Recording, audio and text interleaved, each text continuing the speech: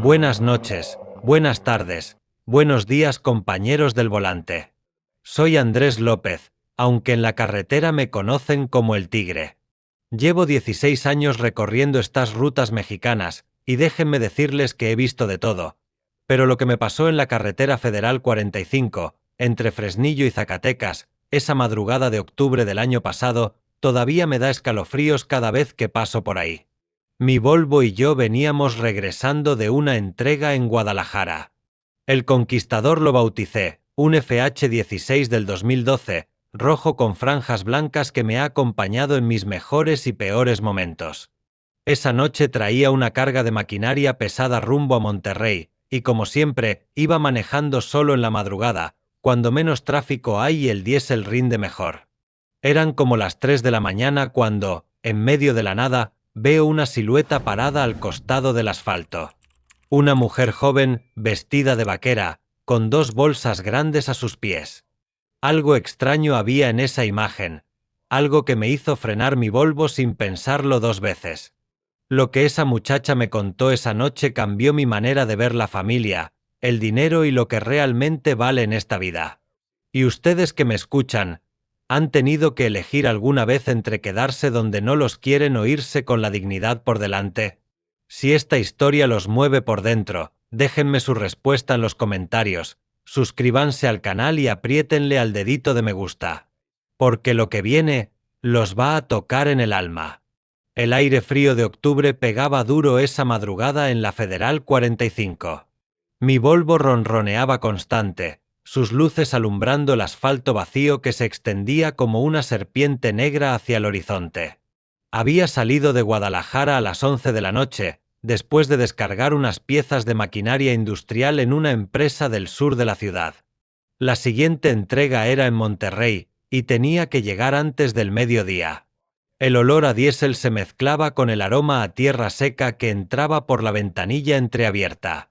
Llevaba puesta mi chamarra de cuero gastada, esa que mi esposa Elena me había regalado cuando cumplí 10 años manejando. Para que no se te olvide que tienes hogar, me había dicho. Pero esa noche, como tantas otras, el hogar parecía muy lejos. La radio tocaba una ranchera bajita, apenas un murmullo que me hacía compañía en la soledad de la carretera. De vez en cuando tomaba un trago de café de la termo que Elena me había preparado, ya frío pero que aún sabía ahogar.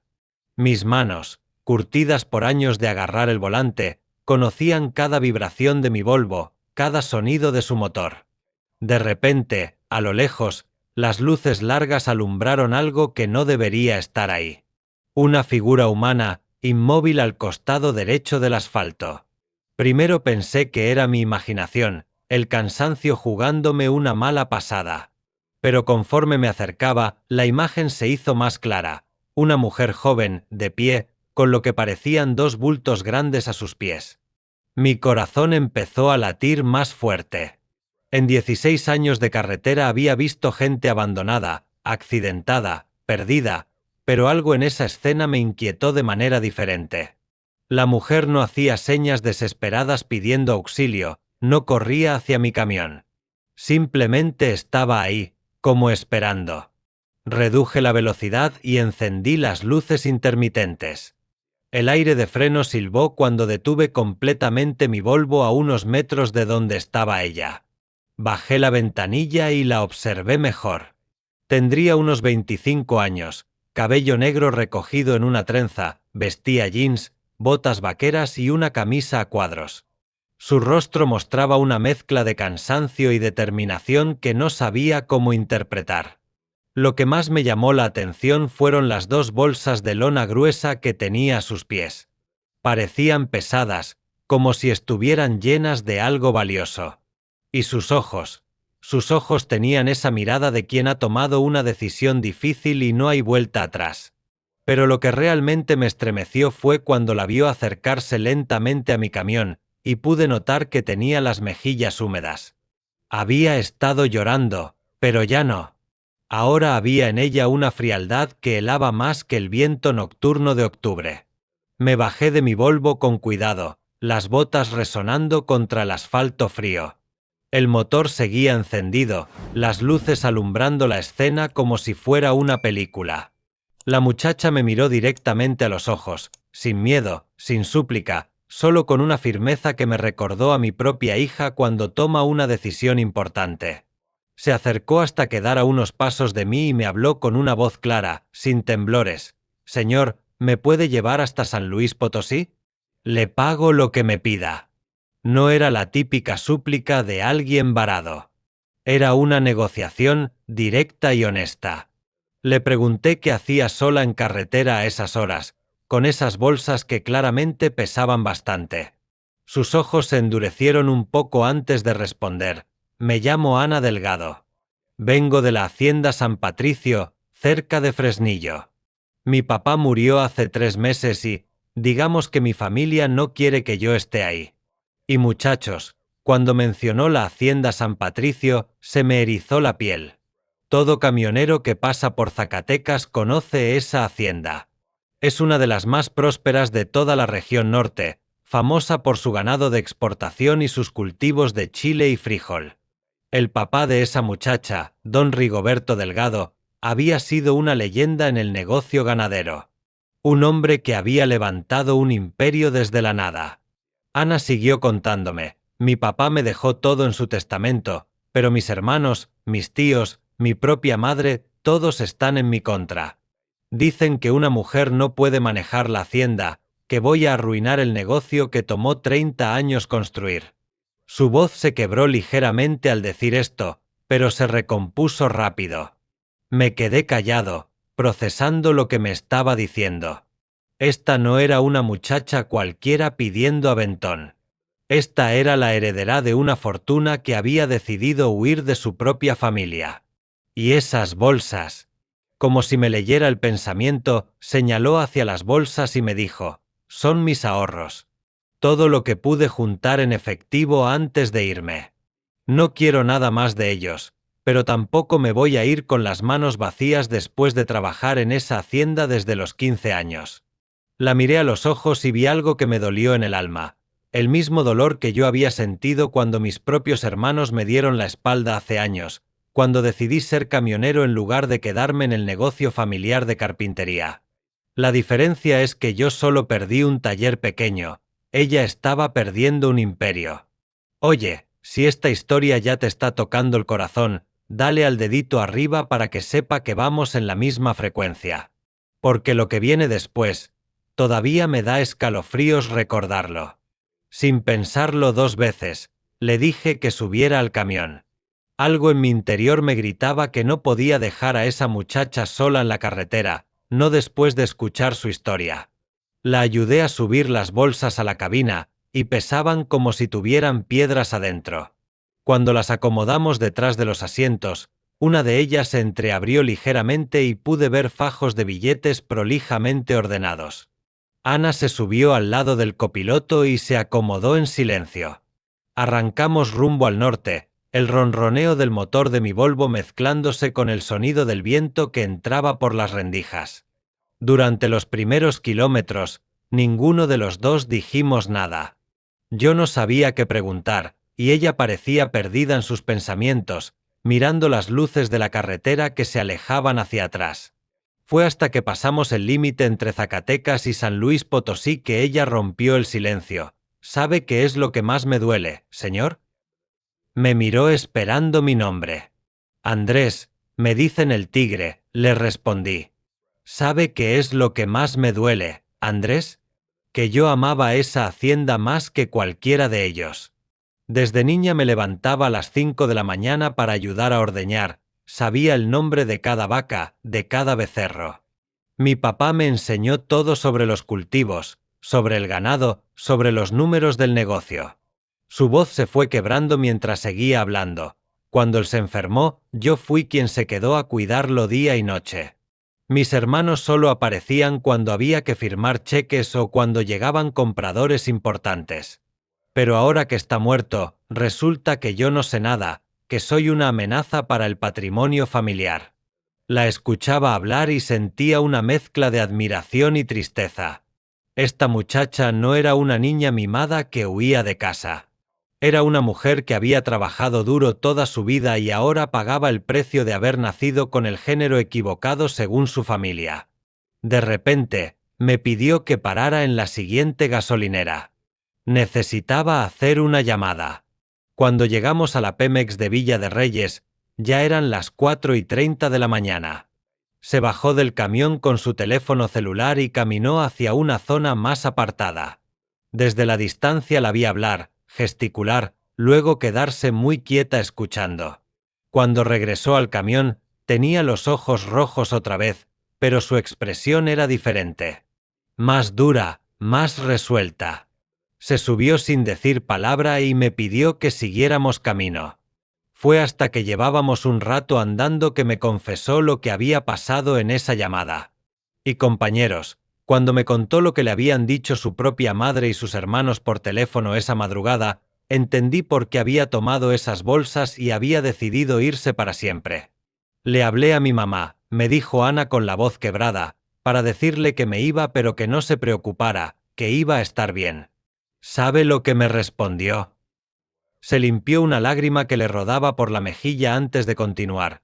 Me dijo que ya habían hablado con los abogados, que iban a impugnar el testamento, que una muchacha loca como yo no podía manejar un patrimonio tan grande. Mi Volvo seguía su marcha constante por la Federal 57, las luces del amanecer empezando a colarse por el horizonte. El tanque estaba lleno, habíamos pasado Matehuala sin problemas, pero yo sentía el corazón pesado escuchando a esa muchacha. Pero lo que más me dolió, siguió Ana, fue cuando me dijo que mis hermanos ya habían movido todo el ganado a otros corrales, que habían cambiado las cerraduras de la casa principal y que habían contratado nuevos vaqueros. En 3 meses borraron 22 años de mi vida ahí como si nunca hubiera existido. Me contó que su hermano mayor, Rigoberto hijo, siempre había sido el favorito para heredar la hacienda. Un hombre de 35 años que había estudiado administración en la ciudad pero que nunca había querido ensuciarse las manos con el trabajo de campo. Rigo puede hacer números en una oficina, me dijo, pero no sabe distinguir una vaca enferma de una sana, no conoce los tiempos de siembra, no entiende cómo tratar a los trabajadores. Su otro hermano, Fernando, era veterinario, pero había preferido abrir su clínica en Guadalajara en lugar de quedarse en la hacienda. Fer siempre dijo que el campo era cosa del pasado, que el futuro estaba en la ciudad. Pero ahora que hay herencia de por medio, resulta que sí le interesa la hacienda familiar. Lo que más me impactó fue cuando me platicó sobre su relación con su papá. Don Rigoberto la había preparado desde niña para manejar el negocio, le había enseñado todo sobre la ganadería, sobre los cultivos, sobre el trato con compradores y proveedores. Mi papá sabía que yo era la única de sus hijos que realmente amaba la tierra, me dijo. Por eso me dejó todo a mí, porque sabía que yo lo iba a cuidar como él lo había hecho. Amigos de la carretera, ¿ustedes qué harían si su propia familia los traicionara así? ¿Se quedarían a pelear o agarrarían camino como hizo Ana? Escríbanme en los comentarios, porque estas historias nos tocan a todos los que conocemos el valor del trabajo honesto. Cuando llegamos a los límites de San Luis Potosí, ya el sol estaba saliendo completamente. Ana me pidió que paráramos en una fonda para desayunar, que quería platicarme hacia donde se dirigía exactamente. Y ahí fue donde me confesó el plan que tenía para ese dinero que cargaba. Paramos en la fonda de Doña María, un lugar que conozco bien porque ahí siempre paro cuando vengo por esta ruta.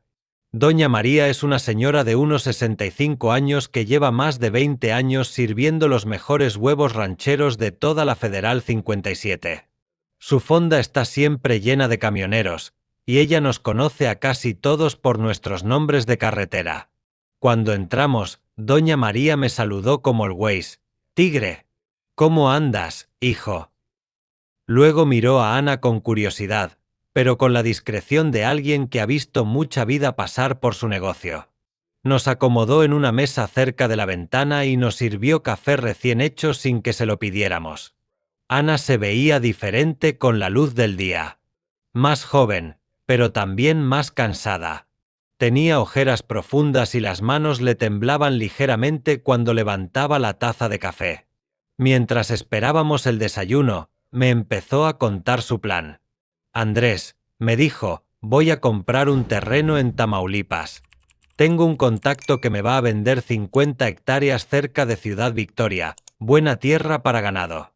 Con el dinero que traigo puedo comprar el terreno, construir una casa sencilla y comprar unas 30 cabezas de ganado para empezar. Sus ojos se iluminaron por primera vez desde que la había conocido. Voy a empezar de cero, pero voy a hacer las cosas a mi manera. En eso llegó doña María con nuestros platos. Huevos rancheros, frijoles refritos, tortillas recién hechas y salsa que picaba pero sabía a gloria. Mientras comíamos, Ana siguió contándome sus planes. He estado ahorrando en secreto durante 5 años. Cada peso que pude apartar sin que se dieran cuenta, cada pago extra por trabajos especiales en la hacienda, todo lo guardé pensando en este momento. Pero fue entonces cuando apareció alguien que cambiaría todo el rumbo de esta historia. Un hombre mayor, de unos 60 años, vestido con ropa de campo pero limpia y bien cuidada, se acercó a nuestra mesa. Era alto, de piel curtida por el sol, con unas manos grandes que hablaban de toda una vida de trabajo duro. Disculpen la interrupción, nos dijo con voz amable pero firme, pero no pude evitar escuchar parte de su conversación. Señorita, ¿usted es la hija de don Rigoberto Delgado de la Hacienda San Patricio? Ana se tensó inmediatamente y asintió con desconfianza. El hombre se presentó. Soy Evaristo Morales, tengo un rancho pequeño en Río Verde. Conocí a su papá hace muchos años, hicimos varios negocios juntos. Él me habló mucho de usted, de lo orgulloso que estaba de su hija. Y entonces dijo algo que nos dejó a los dos con la boca abierta. Señorita Ana, si me permite, tengo una propuesta que podría cambiar completamente sus planes. Evaristo se sentó con nosotros después de que Ana le dijera que podía hablar. Doña María le trajo café sin que se lo pidiera, como hace con todos los clientes que considera de confianza. El hombre tenía una presencia tranquila, de esas personas que cuando hablan uno las escucha. Su papá y yo fuimos socios en algunos negocios hace unos 10 años, comenzó Evaristo.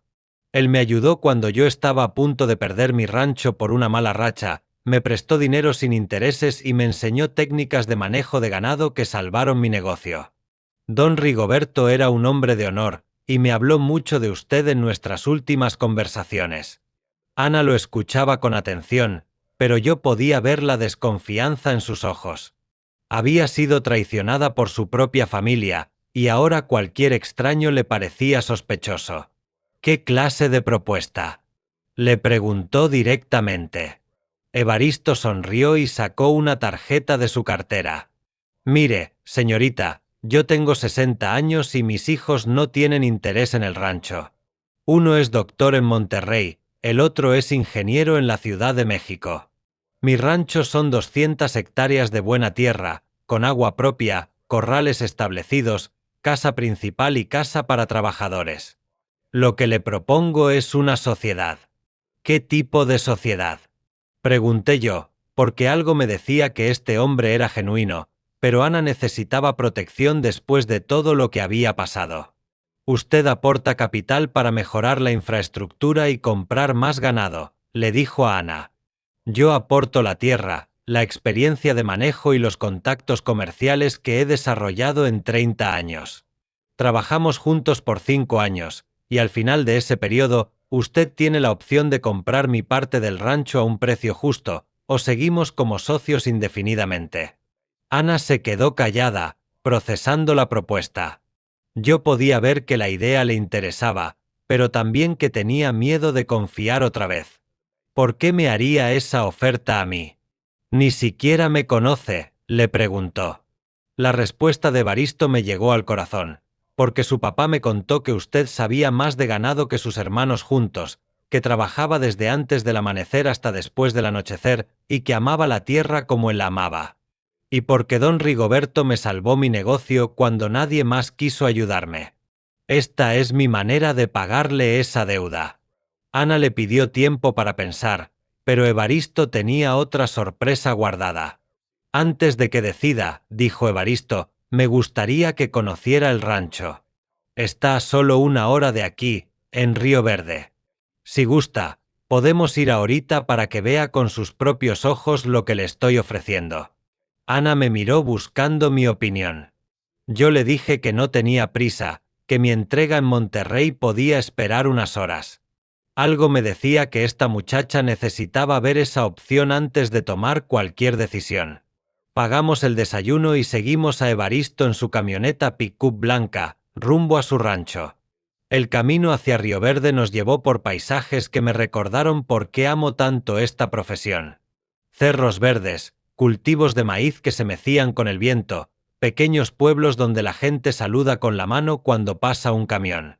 Mi Volvo ronroneaba suavemente siguiendo la pick-up de Evaristo, mientras Ana observaba todo con una mezcla de Ana y nostalgia en los ojos. Cuando llegamos al rancho El Refugio, como se llamaba la propiedad de Evaristo, me quedé impresionado. No era tan grande como la hacienda San Patricio, pero tenía algo especial. Los corrales estaban bien construidos y mantenidos, había un pozo de agua cristalina, y la casa principal, aunque sencilla, se veía sólida y acogedora. Pero lo que más me llamó la atención fue ver cómo Ana cambió en cuanto se bajó del camión. Sus ojos se iluminaron cuando vio las vacas pastando tranquilamente, cuando observó la calidad de los pastos, cuando revisó instintivamente la infraestructura de los corrales. Era como ver a un pez volviendo al agua. Evaristo nos enseñó todo el rancho. Me platicó que tenía 80 cabezas de ganado criollo adaptado al clima, que producía tanto leche como carne y que tenía contratos establecidos con compradores de la región. No es un negocio gigante, nos explicó, pero es estable y próspero. Con más capital para mejoras y más ganado, podríamos duplicar la producción en 2 años. Lo que más me impactó fue cuando llegamos a un corral apartado donde Evaristo tenía 5 becerros huérfanos que estaba criando a mano. Ana se acercó a ellos sin dudarlo, los revisó uno por uno con manos expertas, les habló con esa voz suave que usan las personas que realmente entienden a los animales. Fue ahí cuando me di cuenta de que había encontrado su lugar. Mi esposa falleció hace 3 años, nos contó Evaristo mientras observaba a Ana con los becerros, y desde entonces manejo todo solo con la ayuda de 2 trabajadores. Pero un rancho necesita el toque de alguien que realmente lo ame, alguien que se levante pensando en el bienestar de los animales antes que en las ganancias. Ana se acercó a nosotros y le dijo a Evaristo: «Don Evaristo, si acepto su propuesta, yo pongo una condición». El hombre asintió esperando escucharla. «Quiero que hagamos una promesa ante la Virgen de Guadalupe, que bendigamos esta sociedad como es debido. Mi papá siempre me enseñó que los negocios hechos con fe y bendición prosperan mejor que los que solo se hacen con papeles». Evaristo sonrió ampliamente y le extendió la mano. «Trato hecho, señorita Ana. Mañana mismo vamos al santuario de la Virgen en el pueblo y hacemos nuestra promesa como Dios manda». Y fue en ese momento cuando supe que esa muchacha había encontrado no solo un nuevo hogar, sino una nueva familia. Esa misma tarde ayudé a Ana a bajar sus bolsas de dinero de mi Volvo y las llevamos a la casa principal del rancho. Evaristo había preparado un cuarto para ella, sencillo pero limpio, con una ventana que daba directamente a los corrales. «Para que pueda vigilar a los animales desde aquí», le dijo con una sonrisa paternal. Lo que siguió fue algo que nunca había visto en mis 16 años de carretera. Ana y Evaristo se sentaron en la mesa de la cocina con una calculadora vieja, papeles y una Biblia. Durante 2 horas revisaron números, hicieron planes, calcularon inversiones y, lo más importante, establecieron las reglas de su sociedad con la honestidad que solo existe entre gente de palabra. «Vamos a necesitar 50 cabezas más de ganado», decía Ana mientras hacía cuentas, «y tenemos que arreglar la cerca del potrero norte antes de la temporada de lluvias». Evaristo asentía y añadía sus propios comentarios. «Con tu capital podemos instalar un sistema de riego por goteo en los cultivos de alfalfa, eso nos va a duplicar la producción de forraje». Era hermoso ver cómo 2 personas que apenas se conocían encontraban una conexión tan natural en el amor por la tierra y el trabajo honesto. Me recordó a mi propio papá cuando me enseñaba a manejar el primer camión que tuvimos en la familia. Al anochecer, Evaristo mató un pollo e hizo una cena sencilla para los tres. Comimos en la galería de la casa, bajo un cielo estrellado que aquí en el campo se ve más limpio que en cualquier ciudad. Ana se veía diferente, ya no tenía esa tensión en los hombros, esa mirada de animal acorralado que había visto en ella toda la mañana. Andrés, me dijo mientras bebíamos café después de cenar, no sé cómo agradecerle que me haya dado el aventón. Si usted no se hubiera parado esa madrugada. Se le quebró la voz y no pudo terminar la frase. No me agradezca nada, le respondí. En la carretera nos ayudamos entre todos. Además, creo que usted ya tenía este destino marcado, yo solo fui el vehículo para que llegara hasta aquí. Compañeros del asfalto, ¿verdad que cuando hacemos el bien sin esperar nada a cambio, la vida siempre nos lo regresa multiplicado? Si esta historia los está llegando, denle me gusta para que sepa que ando en buena compañía. Esa noche dormí en mi Volvo, estacionado bajo un árbol de mezquite cerca de la casa. Pero no pude conciliar el sueño porque escuchaba voces que venían de la casa. Al principio pensé que era una discusión, pero cuando agucé el oído, me di cuenta de que Ana y Evaristo estaban rezando juntos, agradeciendo por el encuentro y pidiendo bendiciones para su nueva sociedad. Era un sonido que no había escuchado en años, el de dos personas orando con fe verdadera. Al día siguiente me levanté temprano con la intención de seguir mi camino a Monterrey, pero Evaristo me convenció de quedarme para el desayuno. No se vaya sin probar los huevos con chorizo de la casa, me dijo, y además quiero que sea testigo de algo importante. Después de desayunar, nos fuimos al pueblo de Río Verde en convoy, Evaristo en su pick-up, Ana conmigo en mi Volvo. Íbamos al santuario de la Virgen de Guadalupe para cumplir con la promesa que habían hecho el día anterior. El santuario era pequeño pero hermoso, con esa paz que solo se encuentra en los lugares donde la gente va a rezar con el corazón verdaderamente necesitado. Ahí fue donde vi algo que me emocionó hasta las lágrimas. Ana y Evaristo se arrodillaron juntos frente a la imagen de la Virgen y hicieron su promesa en voz alta. Virgencita linda, te prometemos trabajar esta tierra con honestidad, tratar bien a los animales, ser justos con los trabajadores y ayudar a quien lo necesite. Bendice esta sociedad que hoy nacemos en tu nombre. Pero entonces pasó algo que ninguno de nosotros esperaba. Cuando salíamos del santuario, Ana recibió una llamada en su teléfono celular. Era su hermano Rigoberto. Y lo que le dijo la dejó más pálida que un fantasma. Se alejó unos pasos para hablar, pero desde donde estábamos alcanzamos a escuchar partes de la conversación. Su hermano le gritaba por teléfono, le decía que habían descubierto que se había llevado el dinero de la familia, que iban a poner una demanda penal en su contra por robo. Cuando terminó la llamada, Ana regresó hacia nosotros temblando. Me acusan de robo, nos dijo con voz quebrada. Dicen que el dinero que me llevé pertenecía a la empresa familiar, no era mío. Van a mandar a la policía a buscarme. Mi corazón se aceleró. Esta muchacha que había encontrado la paz después de tanto sufrimiento ahora tenía que enfrentar la posibilidad de ir a la cárcel por dinero que había ganado con su propio trabajo. La vi quebrarse otra vez, volver a tener esa mirada de animal acorralado que tenía cuando la recogí en la carretera. Evaristo la tomó de las manos y le dijo algo que me llegó al alma. Mija, no se preocupe. La verdad siempre sale a flote, y nosotros vamos a ayudarla a demostrar que ese dinero es suyo por derecho. Pero yo sabía que las cosas no iban a ser tan fáciles. Una familia con poder y dinero como los Delgado tenían recursos para hacer mucho daño, especialmente a una muchacha sola que solo contaba con la verdad como defensa. Y fue entonces cuando recordé algo que podría cambiar todo el rumbo de esta situación. Ana, le dije, ¿usted tiene algún documento que pruebe los pagos que le hacía su papá por trabajar en la hacienda? ¿Algún recibo, algún comprobante? Ella negó con la cabeza, pero entonces recordó algo. Mi papá siempre me pagaba en efectivo, pero llevaba un registro en una libreta vieja que guardaba en su escritorio. En ese momento tuve una idea que podría salvarla. ¿Conoce a alguien que todavía trabaje en la hacienda? ¿Alguien de confianza que pudiera conseguir esa libreta? Los ojos de Ana se iluminaron por primera vez desde que había recibido la llamada. «Don Aurelio», exclamó. Don Aurelio Vázquez, el caporal de la hacienda.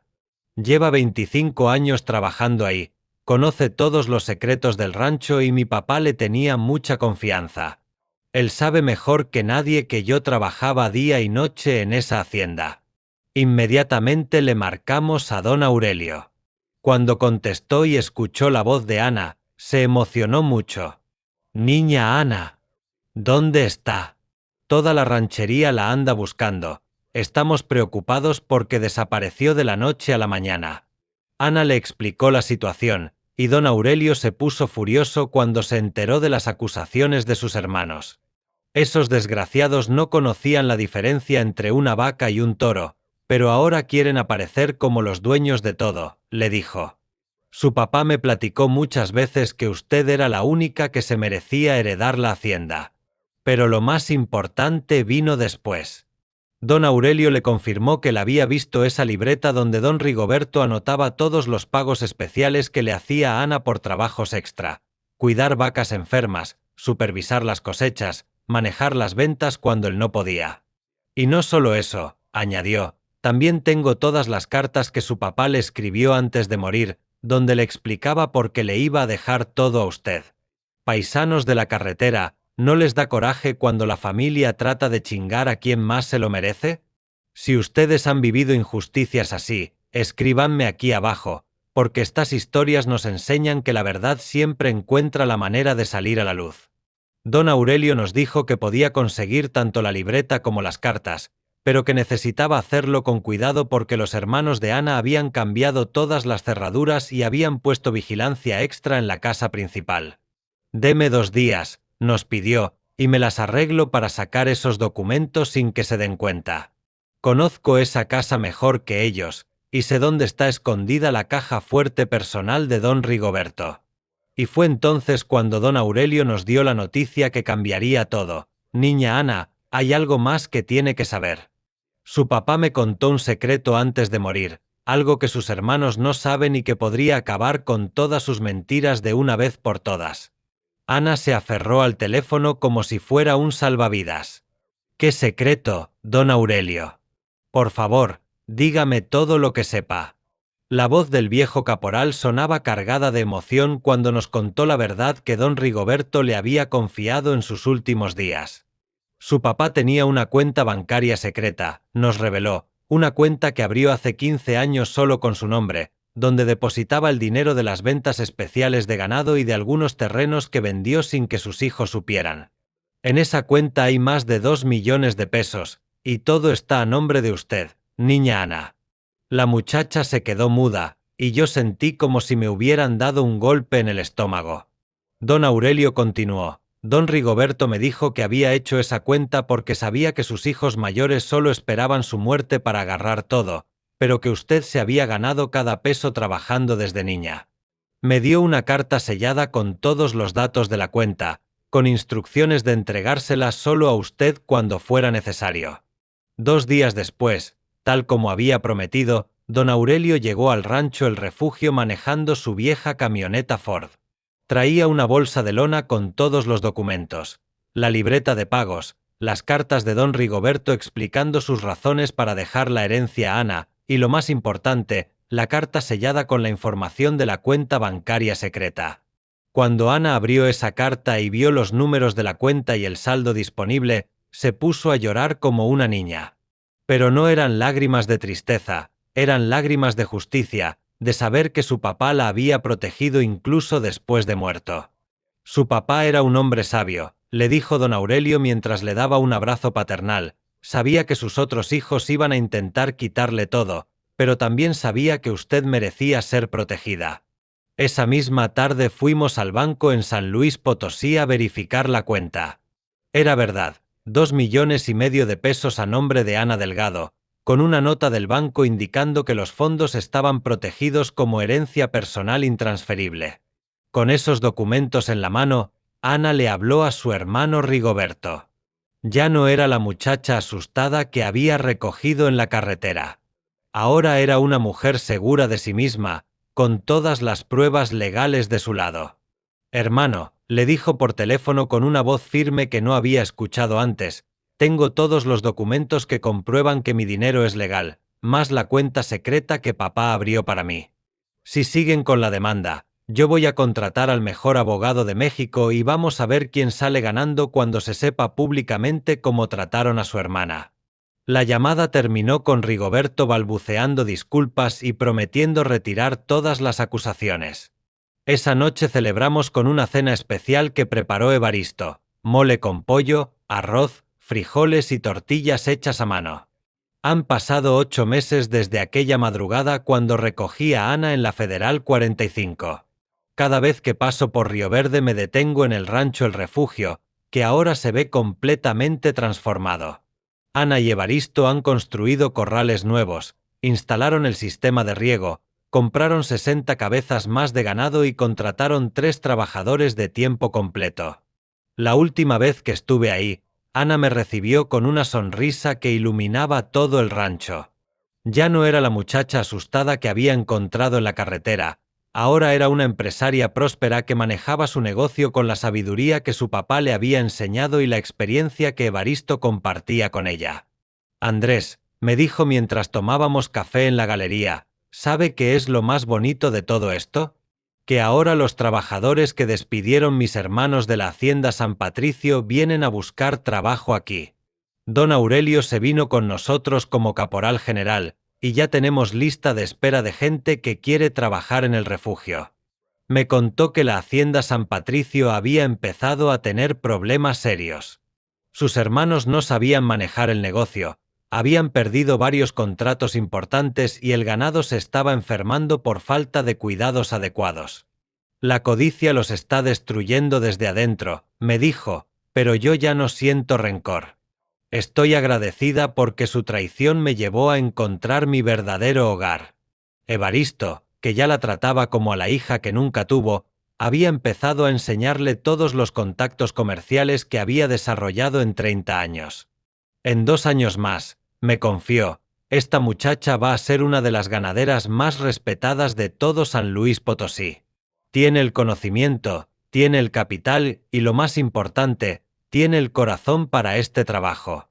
Antes de irme esa tarde, Ana me acompañó hasta mi Volvo. Andrés, usted sabe que si no se hubiera parado esa madrugada, yo estaría quién sabe dónde, tal vez hasta muerta de frío en algún camino perdido.